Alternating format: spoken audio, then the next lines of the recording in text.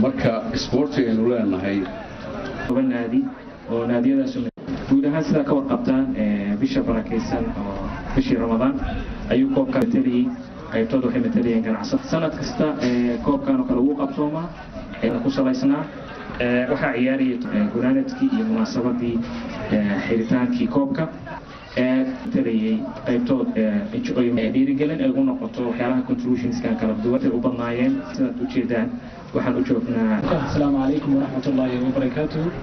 wasiirada xildhibaanada gudoomiyaha degmada guddiga sportska dhalinyarada ganacsatada assalaamu calaykum waraxmatullaahi wabarakaatuh. magacaygu waa xuseen maxamed cabdi waxaan ka mid ahay howlwadeenada shirkadda qalabka korontada iyo solarka ee KAH Electrical General Trading Company.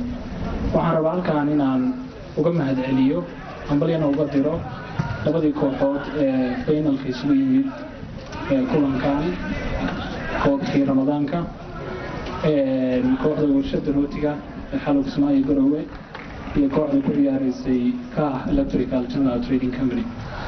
gaar ahaan waxaan u hambaliyanayaa kooxda KAH oo koobkan hanatay.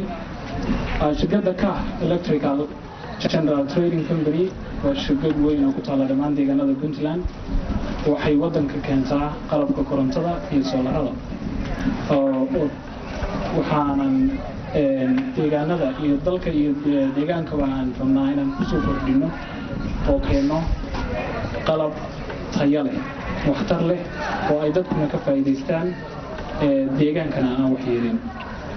sidaas si lamida shirkaddu waxa ay dhiirigelisaa mar walbana ay garab taagan tahay dhalinyarada hadday noqoto dhiirigelinta sportska oo sidaan si lamida ay horay koob lamida koobkan ay shirkaddu horay ugu guulaysatay koox ku ciyaaraysa magaceeda 2014. waxay kaloo shirkaddu ka qayb qaadataa shaqaaleysiinta dhalinyarada Puntland iyo horumarinta arrimaha bulshada. aad baad u mahadsantihiin madaxda dowladda dhalinyarada iyo dhammaan kasoo qaybgalayaasha. assalaamu calaykum waraxmatullaahi wabarakaatuh.